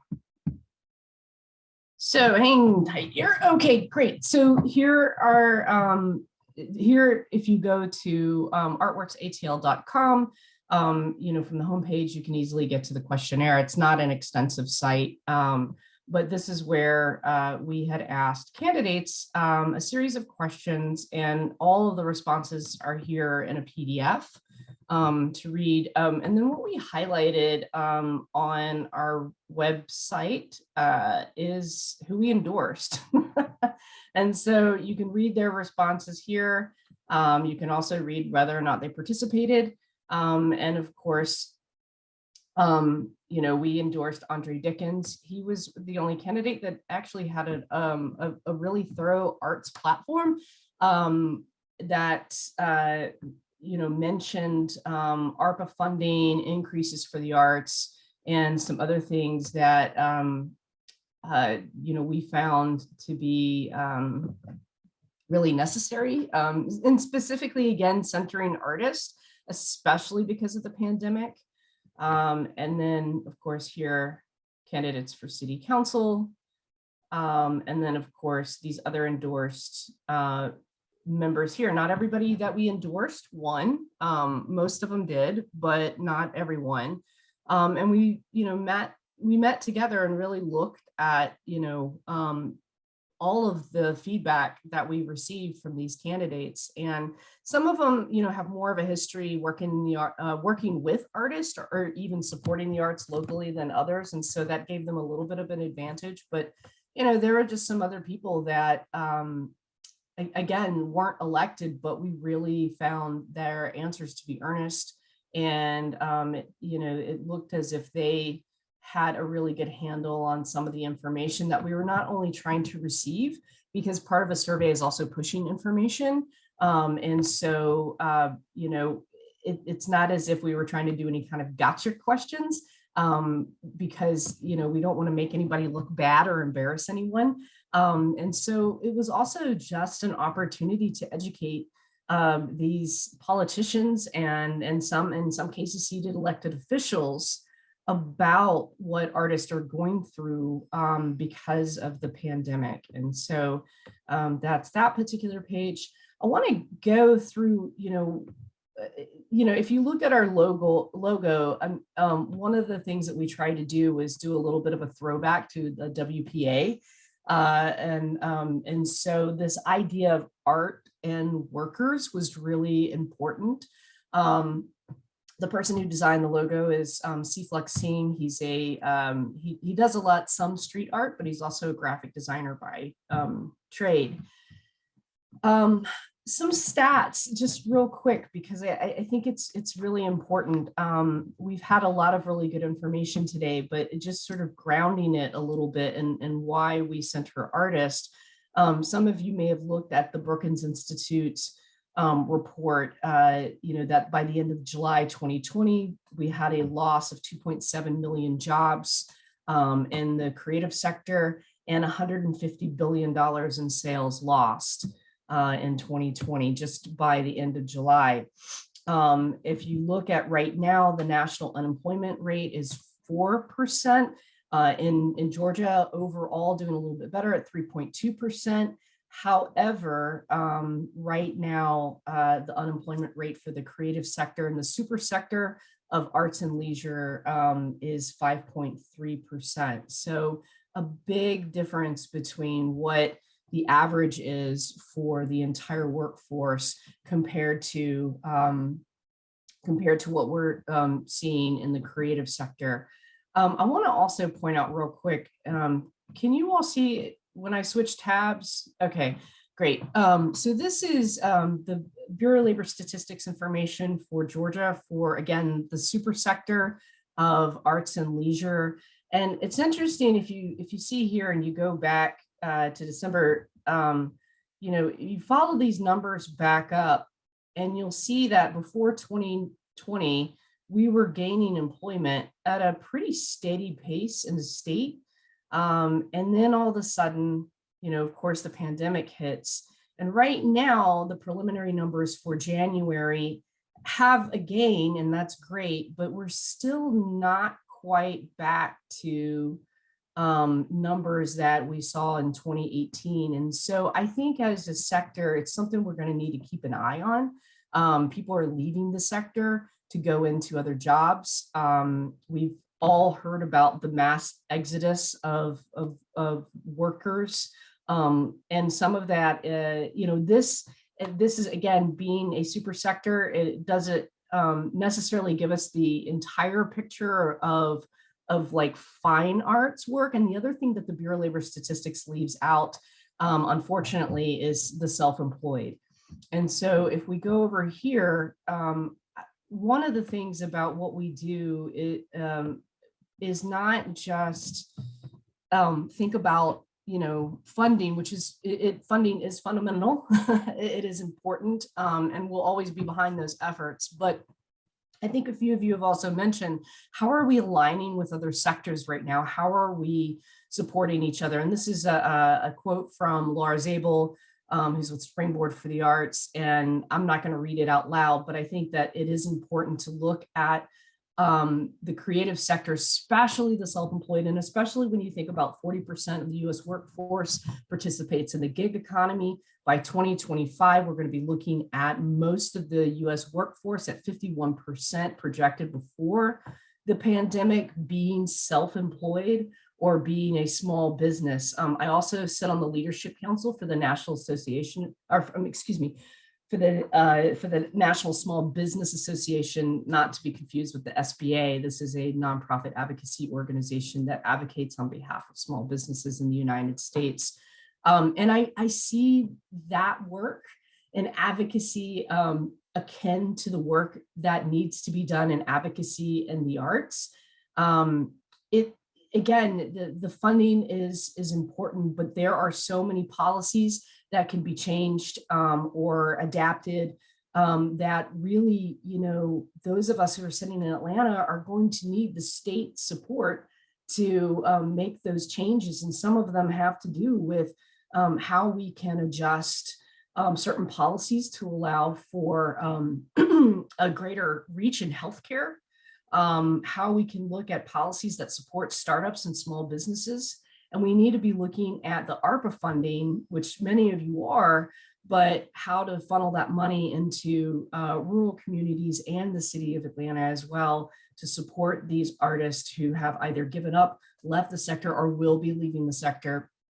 And I'm sorry that you have to end on this grave note, but it's so important to me because so many of the issues that artists are facing are going to be facing most Americans. And I think that our alignment there is going to be fundamental to changing the perception of artists. So I want to read you something again. And this comes from, some of you may be familiar with it, but it's, I can't see it because, can you see that? Art, here, I'm going to turn off my background here. So if you look, this is Art is Work. That's also what I'm quoting from right now. You can order this. It's from the American Academy of Arts and Sciences. They started this work before the pandemic. And then of course, the pandemic greatly, pivoted the work that they were doing in terms of research. But I want to read something that I think is fundamental to a lot of the advocacy work that we need to be doing and answers some of the question, I think, of why people don't see the arts as important. And this was a recent national survey found that 81% of Americans believe that the arts are a positive experience in a troubled world. A separate survey conducted for this report found that only 22% of Americans believe artists contribute a lot to the general good of society. 81% of people value the arts, but only 22% believe that artists, the people who make art, add a lot to the value of the social fabric of our humanity. And I think that that's this is the second time that the study was replicated of a sample of 1,000 people. And I think it's really important to think about, why we misunderstand the work of artists so much. And there was another study, a preliminary study that came out several years ago from Vanderbilt University that found that the more people knew an artist, I don't mean celebrity, but the more people knew an artist personally, the more likely they were to support national funding for the arts.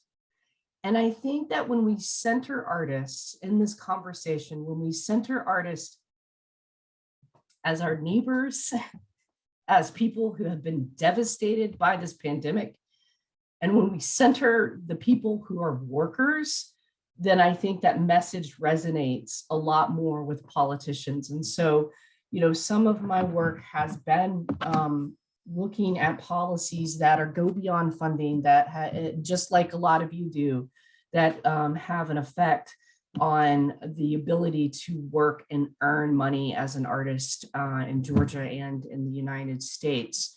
And so, I think, again, that, we have our work cut out for us. But I think that, in my opinion, I think bringing artists into this work is really important. And I know that, some of the campaigns are doing that already, in preparing for the gubernatorial election coming up in November. There's a lot of opportunity for artists to get work working through campaigns.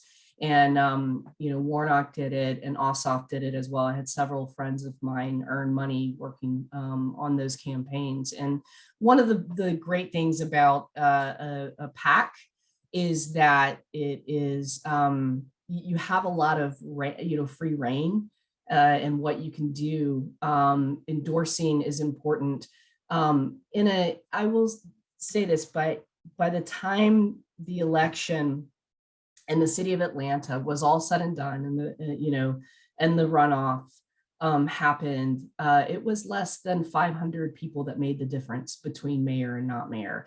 And we know that typically in a city like Atlanta, in a mayor's race, the person who gets to second place is going to typically win the election. So if you can get a candidate to the second in the general, then in the runoff, typically the person who has the most votes in the general loses the election because they've basically just spent everything that they had getting to that point.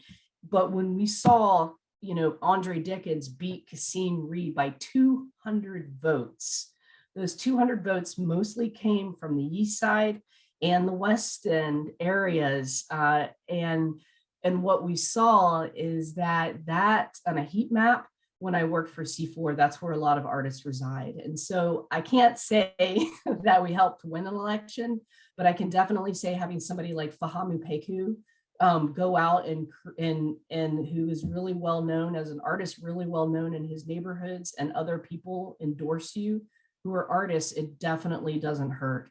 And again, you can change an election at the local by just a few hundred votes. And that was our aim and that was our goal. And then of course, as we move into this next year, we're going to be looking at what we can do to influence a state election. And I think I'm at my time here. So thank you. Thank you for listening to me on this beautiful Sunday. To add on to the platform statements that were provided, I did share the link too in the chat for that particular election cycle. And for that election cycle is the information that Jessica just shared. And then another group, Arts Vote Atlanta, they were extraordinarily successful in having, I think it was the first mayoral debates surrounding arts and culture. Is that not correct? There have been a couple. Yeah, there have been. But I think to kind of mirror this idea of, people being accessible. I mean, someone like Andre, he's from Atlanta, right? And he is, he's close to a lot of people I know. So, we Fahamu Peku and Netta Abgari and I, spent an hour talking to him about arts and culture. And, when I was invited to go see him speak at a very small gathering, and I think, one of the things I asked him was, did he know about the unemployment of artists? Did he know? And he said he didn't. And we need to make that known to politicians. And in his platform, which, we have work to do to hold his feet to the fire, he said he would set aside $12 million in the next round of ARPA funding for the arts. And he would double the budget in the city of Atlanta for funding. So those were things that came out of conversations from just people who don't have the typical kind of power that you think of. Yeah. And in a large part, it is because you ask. If you ask, they'll listen to you. But if you don't ask, they're not going to remember you. And before I turn it over to Vanya and Priscilla to close us out for today, consider this. When it comes to the legislation, there are two ways you can go about this. The one way that we are traditionally going about this is reactive. Somebody had this great idea or not to do something, and we're going to react to it. Alternatively, if you want to see something, suggest it. Find the right politician, make the case, ask them to submit it. Case in point, I believe it is, I think it's HB 821, which I had put that word out a while back, about a week and a half ago. HB 821 is the legislation to allow there to be a checkoff box for the state income tax refund, starting with it was to be calendar year tax year 22. Now it won't be 22 because they didn't get past crossover. But that would have simply allowed a checkbox on a tax form to go along the side of cancer research, education, fish and wildlife, dogs and cats, and other things. That was submitted to the legislation because I asked. I found the right candidate, the right politician who was receptive to the idea and said, hey, here's the language I want you to use. Of course, I took it from the existing code, so there'd be no issue. He submitted it. It was his first term, so he was anxious to do something. Another win for me. It's now before legislation. It didn't get crossed over because it wasn't heard by the committee. Therefore, that was the alert that went out to say get this out of committee. But if there's something there that you don't like, suggest a change. Don't be reactive. Be proactive. Let me have the final words from you, Priscilla. But before we get to the final words, Priscilla, let's come over to Vanya. This is her second Georgians for the Arts Summit. And she is already in the field and feeling the pros and the cons of everything. So Vanya, why don't you share some of your thoughts about this first day of the summit? Yeah, thank you. So I'm Vanya Foote. I am the executive director of the Atlanta Chamber Players, but also in my copious free time, I'm the president of the Smyrna Arts Council and also on the mayor's task force for arts and culture, both here in Smyrna, Georgia. So what really resonated with me was listening to Emily and Rob, especially with a lot of the takeaways with public art and working on a very local level. Because at the local level, a lot of changes can happen and start small and don't be intimidated. I was very intimidated last year, but, I met with, some senators, representatives, staff members, and really, I think it's equating it to what we do just on an everyday basis, for instance, in fundraising. You research who you're talking to. You tell a compelling story and you make the ask. And Patrick was really great last year in providing a lot of research in knowing, what committees do these folks serve on, what are their special interests. And so when speaking about your stories, really equating, economic development and workforce development is huge, and people will listen. And especially what you all have said about how to speak with, those non-arts people. And that's a way that you can have that relationship and translate it for them. And we tell really cool stories. And I think when we're in the mix and doing this on a daily basis, we don't realize that. But we do tell really cool stories, and we're not there, especially on a local level, complaining about potholes and things like that. So it's just, keeping that in mind. So I think that's all. I'm very happy to be a part of this again, and going from last year to this year, and seeing things happen. And again, even if they're small wins and small asks, it's making a huge difference. So thank you. Yeah, so we'll be a little behind in the scheduling, but there will be a schedule of the congressional visits with each of the House representatives and both senators' offices.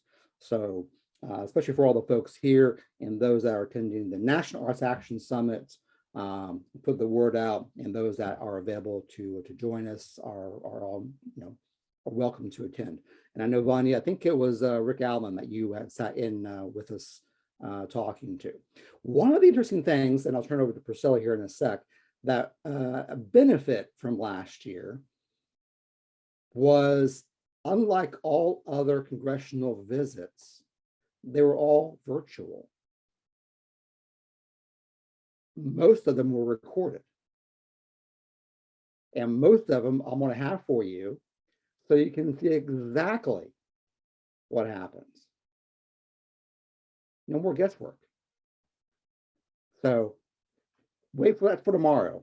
We'll explore that together. Priscilla, why don't you take it away and close us out, okay? Okay, we're past time. Everybody said most of everything that I wanted to say. The thing that sticks with me a little bit is that we have power when we speak with each other, when we all understand that if we all say something, then artists in the West End and on the East Side voting for mayor can swing an election. The other thing I want to think about and invite everybody to think about is, yeah, everybody, 80% of the American populace values art, but only 30%, 30-something percent think that artists deserve the kind of support that we think art is worth. So why are we in that position?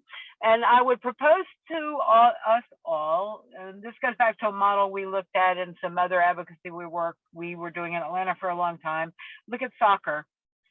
So in our lifetime, soccer has gone from being a minor league sport that tanked to something else, and now we have Atlanta United, which is a super strong organization with super strong support in the metro area. And part of that is because children play soccer and parents get behind it and they grow up and they go to soccer. Well, how many children are taking piano lessons, dance lessons, ballet lessons, going to theater classes? I was doing two things at once at the beginning of this, watching the very tail end of my niece's high school musical production and making sure that I was tuned in on the Zoom. So we need to latch on to that. I think we need to exploit it. We need to get all of our arts engaged parents and the broader spectrum of things to recognize how important it is to get them to speak to their representatives. And also on the other side of the earlier question about artists per se is recognize that we are workers. And as the gig economy continues to explode, I think we need to form partnerships with our other gig economy workers. And push back against the loss of benefits that's accruing because of the gig economy. And we can do that again by speaking up. And as someone who spent many days at the Capitol, unpaid, I tell you, it's really easy. The difference between going to the federal Capitol and trying to speak to your representative and going to the state Capitol to speak to your representative or to their office in your hometown, it's remarkable. But I think you guys on this call already know that. So thanks so much for being here. I can't wait to see you guys tomorrow at 3. Thank you much. Thank you all. So we'll wrap this up for today. Back tomorrow, same place, different time, 3 o'clock to 5 o'clock. And in case you're wondering, why are these weird times being chosen?